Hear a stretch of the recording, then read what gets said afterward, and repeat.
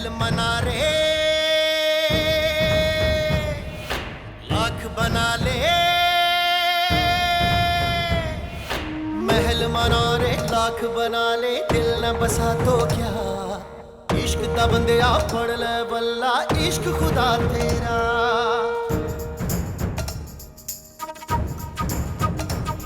पैमाने वफा दस्तारे अना, पैमाने वफा दस्तारे अना, सब कुछ है यही रह जाना। चित बना दे, ईद करा दे, यार मिला साया। रांझण मेरा, माही मेरा, ढोल मिला साया।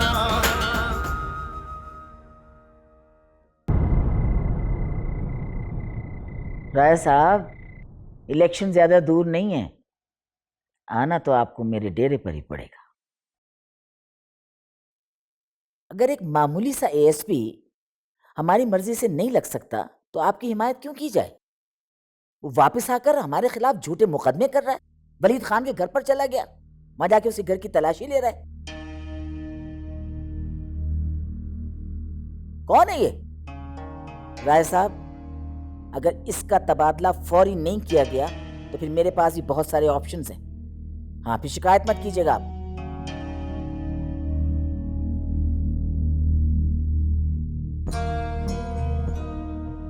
इलेक्शन का वक्त होता है तो कुत्ते की तरह दुम हिलाते हुए आ जाते हैं, और एक मामूली से एसपी के सामने बेबस हो गया ये। मैंने आपसे पहले ही कहा था पीछा, इस राजा अयूब पे ट्रस्ट मत करें,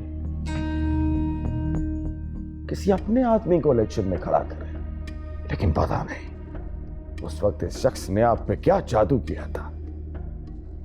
तो इनके बीमार होने के बाद रहा कौन है इस काबिल, बताओ मुझे। बीजान, अगर आपको मुझ पर ट्रस्ट नहीं था तो आप खुद इलेक्शन लड़ती।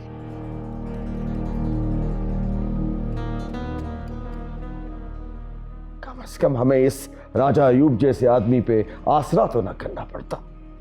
मुझे असेंबली की एक सीट लेने के लिए ये जो भूखे नंगे लोग हैं ना, इनके सामने हाथ फैलाना मुझे बिल्कुल पसंद नहीं है वलीद खान। वैसे तुम ठीक कहते हो, घर की सीट घर में ही रहनी चाहिए। मुझे उम्मीद है कि आइंदा इलेक्शन में इनकी पोती महानूर जो खोई हुई सीट है तो हासिल कर लेगी। वाह, बिल्कुल सही सोच रही हैं आप, और इंशाल्लाह महानूर ये सीट जीतेगी।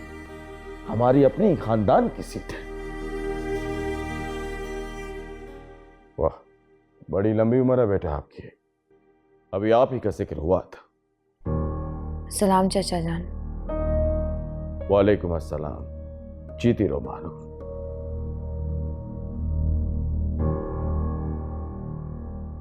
माज़रत चाहती हूँ माँ जानी, मुझे पता नहीं था कि चाचा जान आपसे मिलने आए हैं। कोई काम है मुझसे? मैं कल जमीनों पर जाना चाह रही थी। 1 महीने से ज्यादा हो गया मैं हवेली से बाहर नहीं गई। जहाँ इतने दिन नहीं गई, कुछ दिन और इंतजार कर लो, निकाह के बाद चली जाना। लेकिन अम्मा जानी। महानूर, मैं इस वक्त जरूरी बात कर रही हूँ। महानूर बेटा, बस चंद दिनों की तो और बात है। तुम तो जानती हो कि हमारे दोस्त कम हैं और दुश्मन ज्यादा। हमारी खुशी किसी से देखी नहीं जाएगी, नुकसान पहुंचा सकते हैं हमें, इसलिए एहतियात बहुत जरूरी है बेटा। मैं हमेशा से ये बात सुनती आ रही हूँ, लेकिन आज तक मैंने हवेली से बाहर कोई दुश्मन नहीं देखा।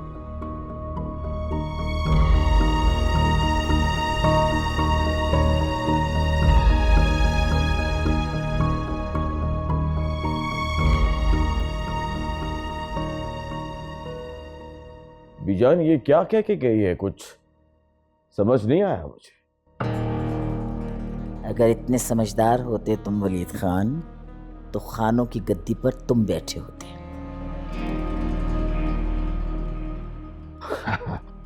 कैसी बातें कर रही हैं आप बीजान? आप हमारी बड़ी हैं, आपके होते हुए मैं कभी ऐसा सोच भी नहीं सकता। लेकिन एक अर्ज करूं बीजान, राजा अयूब के बस की बात नहीं है। उस एएसपी के लिए आपको ऊपर बात करनी पड़ेगी। सलाम। मुजफ्फर खान, तुम्हारी पोती के तेवर मुझे बदले हुए नजर आ रहे। दुआ करो कि निकाह खैरियत से हो जाए।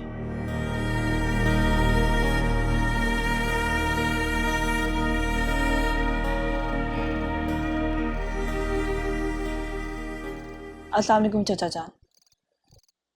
मुनस्सा, तुम यहां क्या कर रही हो? ये कैसा सवाल है चाचा जान? आज से पहले तो आपने कभी ऐसे नहीं पूछा। मैं तो यहाँ अक्सर बीजान और मानूर से मिलने आती जाती रहती हूँ। नहीं, मेरा मतलब ये था कि मैंने सुना था कि तुम कहीं चली गई हो, गायब हो 3-4 दिन से। आपकी इत्ला बिल्कुल गलत है। मैं तो इसी शहर में मौजूद हूँ, बल्कि आपके सामने। अच्छा, तो फिर मुझसे मिलने क्यों नहीं आए?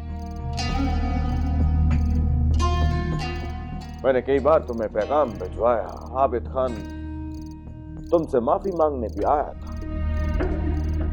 आप भी कमाल करते हैं चाचा जान, माफी और मुझसे।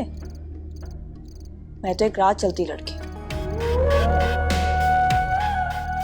और आबिद खान इस पूरी रियासत का होने वाला मालिक। अरे रियासत से कौन माफी मांगता है? मुनस्सा, बात को बढ़ाने की कोई जरूरत नहीं है। देखो, हम मानते हैं कि तुम्हारे साथ जो कुछ भी हुआ बहुत बुरा हुआ। हम कोशिश भी करें तो वो वापस नहीं ला सकते, लेकिन उसके बदले तुम्हें इतना कुछ देंगे कि सारी जिंदगी तुम किसी की मोहताज नहीं रहोगे। मोहताज मैं नहीं, आबिद खान है, जो दौलत की लालच में उस लड़की से शादी करने जा रहा है जो उससे नफरत करती है। और ये बात आबिद खान भी चाहता है। मुनस्सा, ये हमारा खानदान का मामला है, इस बीच मदाखलत करने की जरूरत नहीं है। और ये जो रिश्ता है ना, ये बीजान की ख्वाहिश पे हो रहा है। हमने कोई मिन्नत समाजत नहीं की उसकी। जानती हूँ, ये रिश्ता करना बीजान की भी मजबूरी है और उनके गुनाहों की सजा मानूर को मिलेगी। मुझे अंदाजा नहीं था कि तुम इतनी बददिमाग और बदतमीज लड़की हो।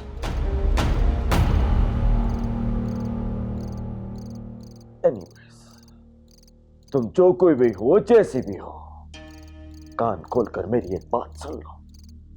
अगर तुमने बीजान या मानूर को हमारे खिलाफ भड़काने की कोशिश की तो याद रखना, आबिद खान का बाप है ये वलीद खान। अंजाम बुरा होगा तुम्हारा, भयानक।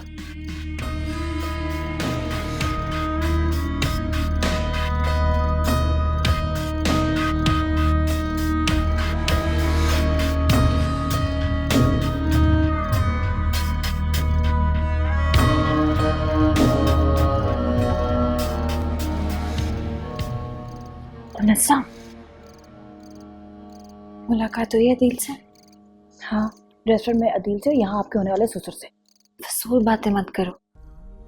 कैसा है? बहुत हैंडसम। इसे कहाँ से मिला? उसकी तबीयत का पूछ रही हूँ। फिटफाट लग रहा था। तुमने उसे यहाँ के हालात बताए? हाँ, मुख्तसरन तो बता दिए थे और तुम्हारा पैगाम भी दे दिया था। क्या कहा उसने? वो तो बहुत खुश लग रहा था। उसे तो शायद इसी बात का इंतजार था। उसने तो मुझसे कहा भी था कि मैं उसके साथ ही यहाँ से निकल जाऊं। आज मैंने उस वक्त उसकी बात मानी होती तो आसानी से जान छूट जाती। कैसे निकलूंगी इस जहन्नुम से? हौसला रखो मानो, परेशानी और खौफ की कोई बात नहीं है। मुझे पूरा यकीन है दिल भाई पर, अपनी जान पर खेलकर भी तुम्हें यहाँ से ले जाएंगे।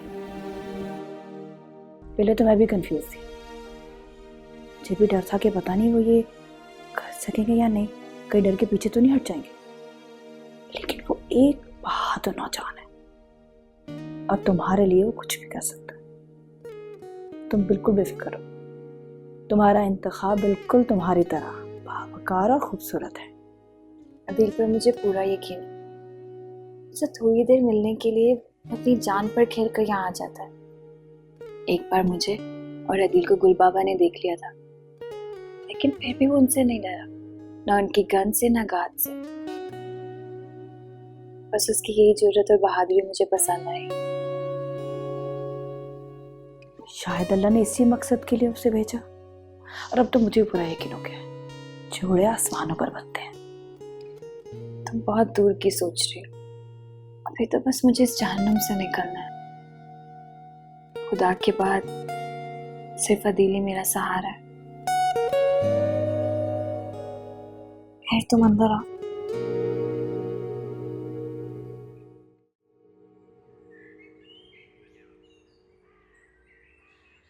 मगर वो लड़की, क्या नाम बताया तूने?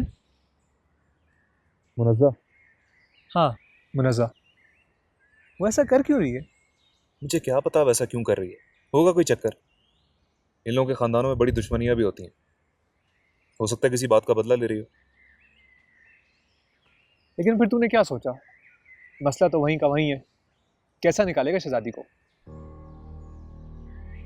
बस किसी तरह एक बार हवेली के अंदर घुस जाओ, फिर तो मैं मानूर को बाहर लेकर ही निकलूँ। घुसना ही तो मसला है। अब तो हवेली के बाहर गार्ड्स की तादाद भी ज़्यादा हो गई है, और अब तो पहले की तरह जाना मुमकिन भी नहीं। एक बार ट्राई कर चुका, वो तो अच्छा हुआ कि एंड टाइम पे चाचा रहीम को ला गया, वरना गार्ड्स तो मुझे एक बार फिर हॉस्पिटल पहुंचा देते। चाचा रहीम को क्यों नहीं पटा लेता? वो नहीं पटेगा, तो बड़ा पक्का बंदा है, जान दे देगा मगर उनसे गद्दारी नहीं करेगा। एक बार फिर सोच लिया अदील, शहजादी को घर से भगाना इतना मुश्किल नहीं जितना उसको छुपा के रखना है। ज़ेबुन निशा ज़मीन और आसमान एक कर देगी, और अगर तू पकड़ा गया तो बहुत बुरा हशर होगा तेरा। जानता हूं, मगर अब मानूर भी हवेली छोड़ना चाहती है, और अब ये सवाल सिर्फ मेरी मोहब्बत का नहीं, मानूर की जिंदगी। उसको मुझे किसी तरह भी उस हवेली से निकाल, तो बस आर होगा या पार। चल, मैं तो तेरा दोस्त हूँ, तेरी मदद के अलावा मेरे पास कोई ऑप्शन नहीं है। थैंक्स है, तू वाकई में मेरा सच्चा दोस्त है।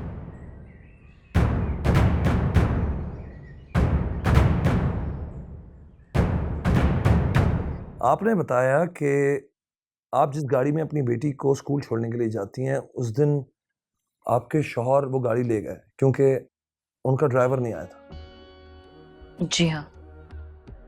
तो आपका ड्राइवर बशीर उस दिन कोठी में था? नहीं, जब हाशिम हमारी गाड़ी लेकर गए थे मैंने नहीं देखा था उसे। तो बशीर कब से लापता था? वो तो मुझे नहीं पता, लेकिन जब आरिफ भाई ने मुझे कोठी से बाजियाब कराया था तब मैंने उससे लास्ट टाइम देखा था। उसके बाद मुझे पता चला कि वो लापता है। सर, ये भी तो हो सकता है कि कातिलों ने इस केस के सबसे अहम किरदार यानी बशीर को कत्ल करके कहीं दफना दिया। हो सकता है, लेकिन ड्यूरिंग इन्वेस्टिगेशन मुझे इस बात का अंदाजा हुआ कि वलीद का फायदा बशीर के जिंदा रहने में है। अगर मेरा ट्रांसफर ना किया होता तो मैं हाशिम खान के कातिलों को कब का लटका चुका होता। सवाल यह है कि इतने अरसे के बाद यानी 18 साल के बाद क्या बशीर जिंदा होगा? इंसान है, मर भी सकता है, लेकिन जैसे कि मैंने पहले कहा ना, ज़ेबनिसा बेगम पे दबाव डालने के लिए वलीद ने बशीर को हर हाल में जिंदा रखा होगा, क्योंकि बशीर वो तोता है जिसमें ज़ेबनिसा बेगम की जान बंद है। वलीद कॉपरेट तो नहीं करेगा। मैंने इंक्वायरी करवाई थी हवेली के अंदर कि कोई ऐसा मुलाजिम जो बहुत अरसे से काम कर रहा हो, किसी ऐसे बंदे का पता नहीं चला जो 18 साल से वहां हो। No no no no no no no, wait a second, wait a second. एक बंदा है, इमदाद, वलीद का मुंशी हुमायूं। अगर हमें किसी तरह से भी इमदाद मिल गया ना, तो वो बता सकता है कि बशीर कहां है और जिंदा भी है कि नहीं। लेकिन अगर आपने बशीर को तलाश कर लिया तो वलीद घबरा जाएगा, क्योंकि बुनियादी तौर पे वलीद एक बुज़दिल आदमी है। वो इमदाद की रिहाई के लिए कुछ भी कर सकता है। सवाल ये पैदा होता है कि मैं इमदाद को किस जुर्म में गिरफ्तार करूंगा। That won't be difficult. मैं गारंटी के साथ कह सकता हूं कि अगर उसके पास पिस्टल भी होगा ना, तो वो भी गैर कानूनी होगा। You getting me? You right. चलें, कोई सिरा तो मिला। या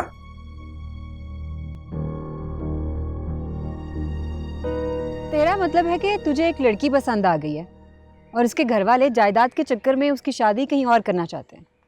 जी भाभी, मैं आपको कब से यही बात तो समझाने की कोशिश कर रहा हूँ। तुम्हारी पहली बात तो मेरी समझ में आ गई है, लेकिन ये दूसरी बात समझ में नहीं आ रही कि तुम उस लड़की को हमारे घर में क्यों रखना चाहते हो। अब आप लोगों के अलावा मेरा है ही कौन? अदिल, तुम पागल हो या मुझे पागल बना रहे हो? तुम्हारे अंदर अकल नाम की कोई चीज़ है कि नहीं है? खुद भी फंसोगे और हमें भी जेल में डालोगे।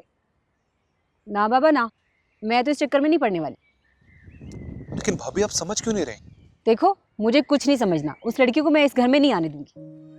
मैं घर नहीं ले जा सकता, उसको सिर्फ चंद दिन मुझे कहीं छुपाना है। फिर अब्बा को भी तो सेट करना है ना, वरना वो तो हंगामा खड़ा कर देंगे। आप तो जानती हैं उन्हें। तो पहले अपने अब्बा को मनाओ और फिर लड़की को भगाओ।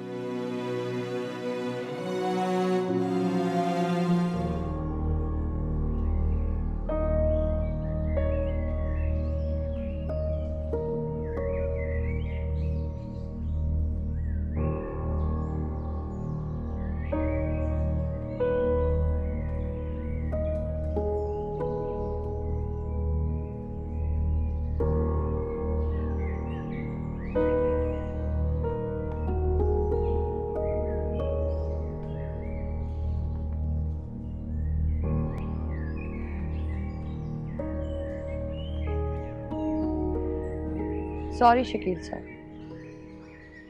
आपने तो बहुत मायूस किया। कोर्ट ने मानूर के निकाह के बाद मानूर को कोर्ट में हाजिर होने का हुक्म दिया है। ये एक मजाक नहीं है। मैडम, जज की अपनी मर्जी है और दूसरा कोर्ट को डिक्टेट नहीं किया जा सकता। अभी तो असल फरीक यानी आपकी बेटी का बयान होना बाकी है। हो सकता है उसके बाद स्टे ऑर्डर मिल जाए। लेकिन आपने पहले तो कहा था कि स्टे ऑर्डर मिल जाएगा हमें। वो तो मैं अब भी यही कहूंगा, मगर अदालत अपनी मर्जी से फैसले करती है मैडम। ये केस तो वाकई एक मजाक बन गया शकील साहब। अभी दूसरे केस का फैसला होना बाकी है आरिफ साहब। हो सकता है उसके बाद हमें मानूर से मिलने होना क्या था मैडम? जी जी, रिजेक्ट हो गई दरख्वास्त। जी बिल्कुल, 25 तारीख मिली है। 30 दिन है अब आपके पास। निकाह करें या शादी, आपकी मर्जी।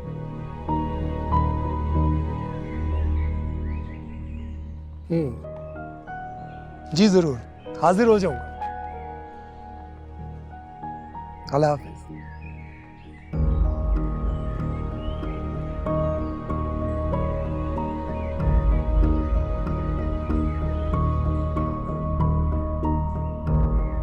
चलिए आरिफ भाई, अब शायद अल्लाह गैब से ही कोई मदद कर दे। यहां से तो कोई उम्मीद नहीं है। थैंक यू शकील साहब।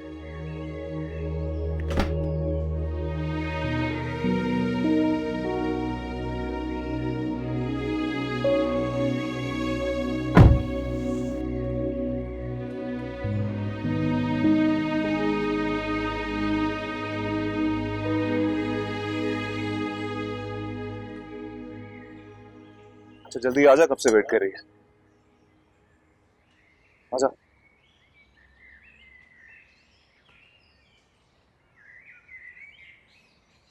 अस्सलाम वालेकुम। आई एम सॉरी, आने में थोड़ी देर हो गई। ये मेरा बचपन का दोस्त है दिलावर। अस्सलाम मैं मनजा। हाँ बैठना। बताया था इसने आपके बारे में? मुझे तो बहुत डर लग रहा था, अजीब अजीब ख्याल आ रहे थे दिल में। आप क्या लगा ये निकल गया पतली गली से? ऐसा नहीं है, बहुत ढीठ है, नामुमकिन काम को भी ये मुमकिन कर देता है। तू अपनी चोच बंद करेगा तो मैं कुछ काम की बात करूं? अबे मैं कौन सी फालतू बात कर रहा था, पहले चाय और समोसे तो मंगवा ले यार। मंगवा रहा हूँ, अभी होटल बंद होने में बहुत टाइम है, सब्र कर ले। वैसे बड़ा दिलचस्प आदमी है आपका दोस्त। जी दिलचस्प तो है, लेकिन आदमी का नहीं पता। अगर कॉमेडी खत्म हो गई हो तो कोई सीरियस बात करें। देखिए मुनस्सर, जो प्लान मैंने बनाया उसमें सबसे इंपॉर्टेंट रोल आपका है। आप घबरा तो नहीं जाएंगी? अगर ऐसी बात होती तो मैं यहाँ क्यों आती? बताइए क्या प्लान है?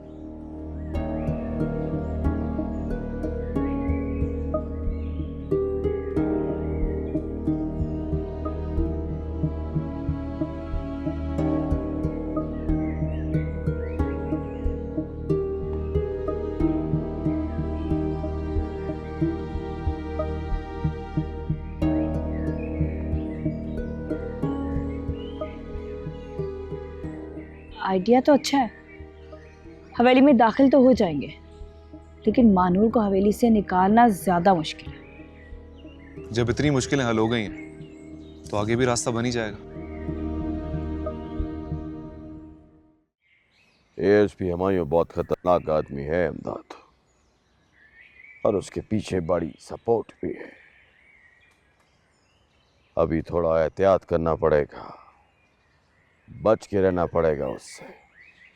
लेकिन सरकार, 20 साल बाद इनको हाशिम वाला केस कैसे याद आ गया? हाशिम की बेवा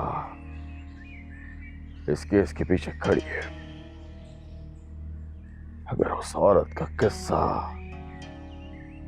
बरसों पहले ही खत्म कर देते तो आज ये नौबत ना आती, जान छूट चुकी होती हमारी उससे। सरकार मेरी माने तो ये बशीर वाला किस्सा भी खत्म कर देते। वो एएसपी है ना सरकार, वो बार बार पूछ रहा था बशीर का। इमदाद, बशीर तुर्क का पत्ता है। एक बार आबिद खान की मानूर से शादी हो जाए, उसके बाद बशीर की हमें कोई जरूरत महसूस नहीं होगी। लेकिन सरकार, अगर उससे पहले बशीर पुलिस के हाथ चढ़ गया तो? थोड़ा बिजी हूं मैं। निकाह हो जाए उसके बाद बशीर को शिफ्ट करते हैं किसी दूसरी जगह। लेकिन अपने बंदों से कहो चौकस रहे। जरा सा भी खतरा महसूस हो तो भले बशीर की कुर्बानी वक्त से पहले दे दो। बेहतर सरकार, बेहतर।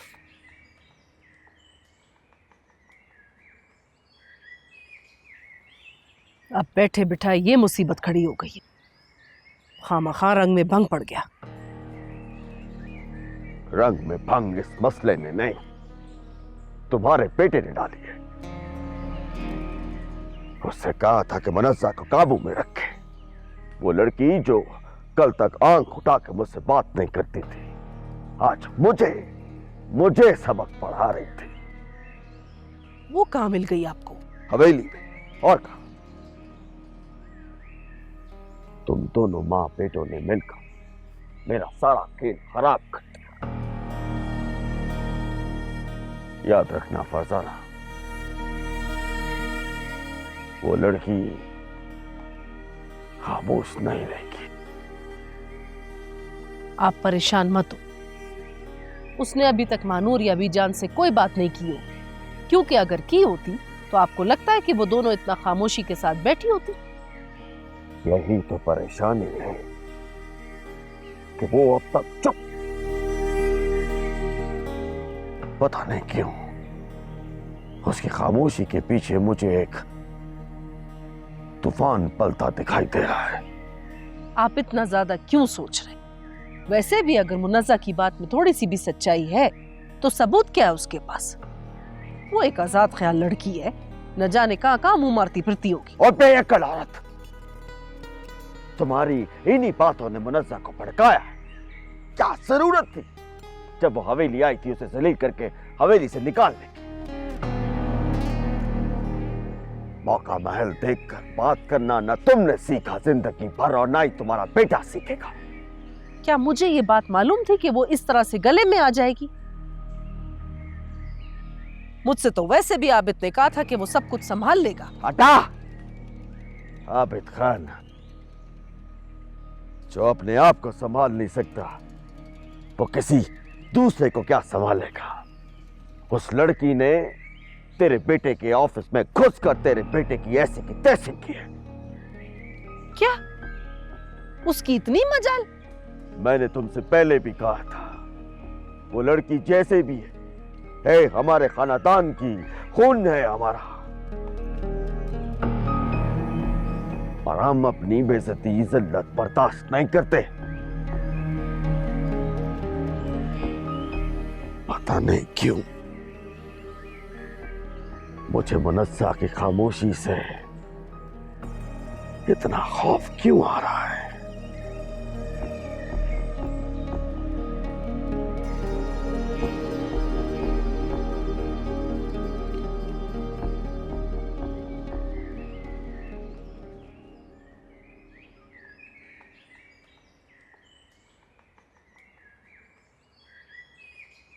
छुट्टी मालिकन,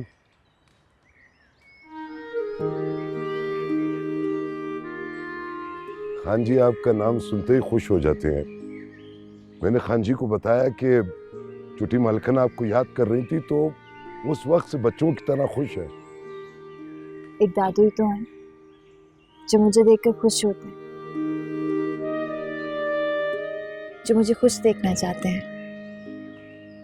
शायद आप ठीक कह रही हैं। हम आपके सगे तो नहीं हैं, लेकिन कभी भी हमने आपका बुरा नहीं चाहा।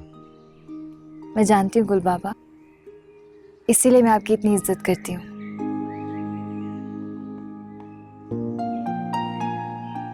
आपको अपनों की तरह प्यार करती हूँ।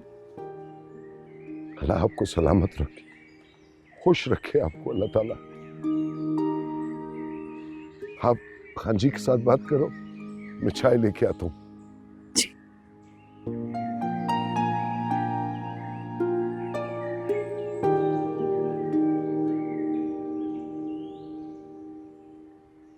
अगर आप या गुल बाबा ना होते, पता नहीं मैं कैसे इस हवेली में रहती।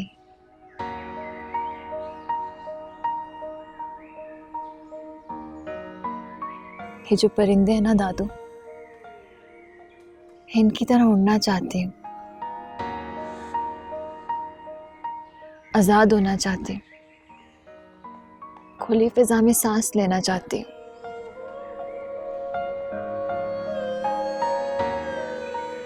आप भी सोच रहे होंगे कि मैं ऐसी बातें क्यों कर रही हूँ, तो मुझे मेरा निजात दहिंदा मिल गया, मुझे इस कैद से निकाल कर ले जाएगा।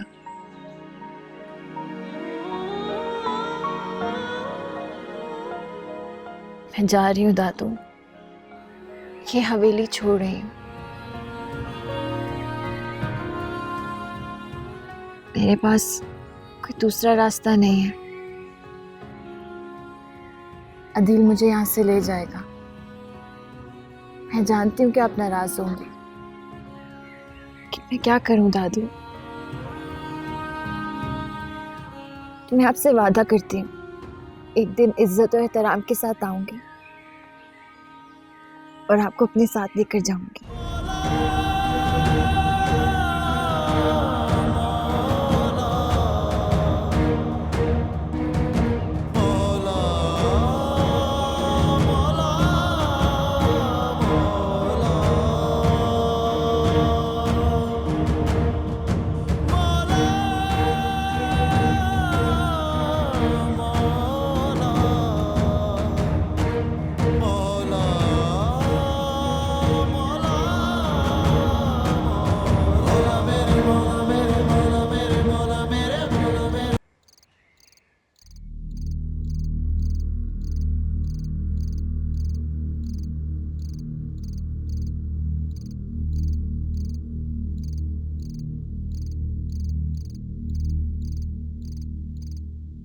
वाला जी गुल बाबा। किसका गाड़ी है? नज़ा बीबी का। नज़ा बीबी? इतनी रात को? अभी अभी आए। किधर गई है? छोटी मालकिन के कमरे में। ठीक है, जाओ ड्यूटी करो।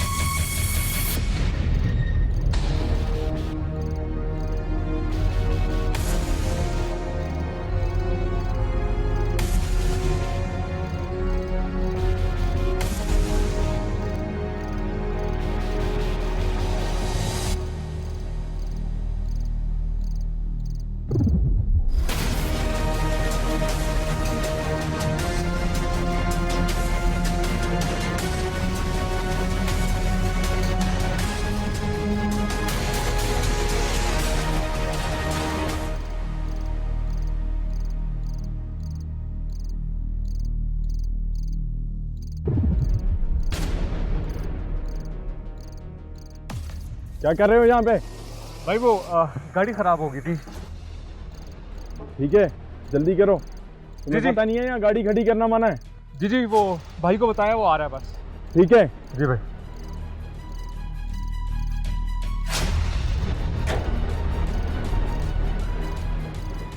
यार अदील, किधर फंसा दिया यार, जल्दी आ।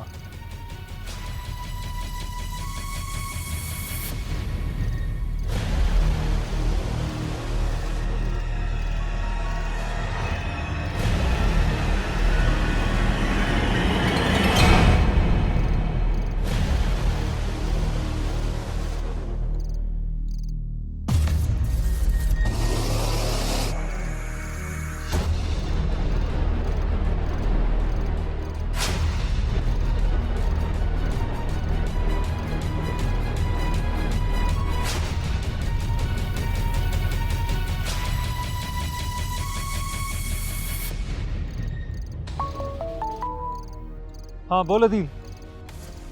हाँ तू रेडी है? हाँ हाँ, शहजादी तेरे पास है? हाँ मेरे साथ है, बस तू अपनी जगह पे पहुंच, मैं आ रहा हूँ। हाँ तू आ जा। ओके चलो।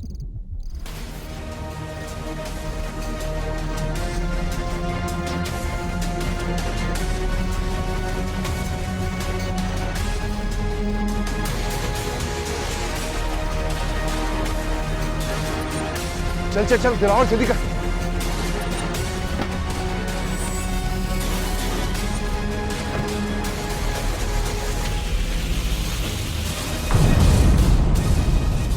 कैसे कैसे हो सकता है ये? कैसे हो सकता है ये कि तुम्हें पता ना हो कि महानूर कहाँ गई है? तुमसे शेयर किया होगा ना किया होगा ना तुमसे शेयर? वो कहाँ जाना चाहती है, क्या करना चाहती है, उसने शेयर किया होगा ना तुमसे? बोलो। नहीं बीजा, मुझे कुछ नहीं पता। मैं तो सिर्फ थोड़ी देर के लिए गई थी उनके पास बातें करने के लिए, फिर मेहमान खाने में जाके सो गई थी। तो सुबह खादमा ने आके बताया कि अनूर हवेली में नहीं है। झूठ मत बोल, झूठ मत बोलो। वो बगैर किसी की मदद से इस हवेली से नहीं जा सकती। क्यों किया ऐसा तुमने? क्यों किया ऐसा तुमने? क्यों किया ऐसा तुमने? बोलो। नहीं बीजा, मैंने कुछ नहीं किया। मैं क्यों करूंगी ऐसा? झूठ बोल रही। आप इससे पूछ ले, इसने मुझे बताया कि मानूर नहीं है हवेली में। मैं छोटी मालकिन को ढूंढते हुए मेहमान खाने में गई तो ये वहां सो रही थी। नामुमकिन है, ये नामुमकिन है। कोई है इस हवेली में जो उसकी मदद कर रहा है। इस हवेली से बाहर कोई जा ही नहीं सकता अगर किसी की मदद ना हो तो।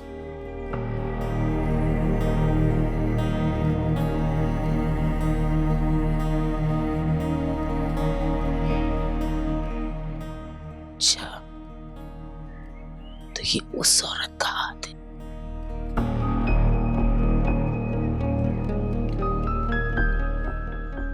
वो हर्राफा औरत हवेली के अंदर घुसी, लेकिन कैसे ले जा सकती है वो मानूर को? कैसे? उसने मेरी दस्तार पर हाथ डाला है, मेरी दस्तार को पैरों तले रौंदना चाहती है।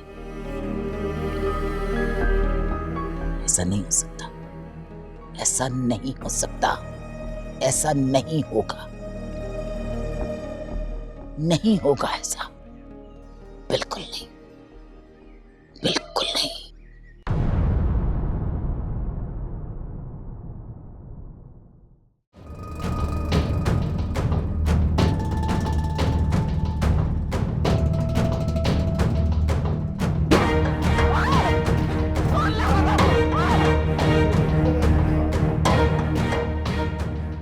तुम यहाँ क्यों आए हो? हमारा कुछ बंदा खो गया। यहाँ किसको ढूंढने आए हो? यहाँ मेरे अलावा और कोई नहीं रहता है। लेकिन अगर कोई इस घर से निकल आया ना, तुम्हें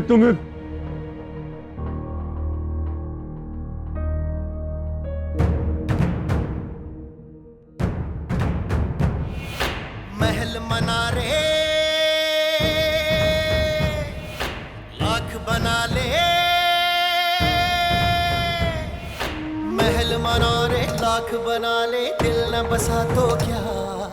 इश्क दा बंदिया पढ़ ले बल्ला, इश्क खुदा तेरा।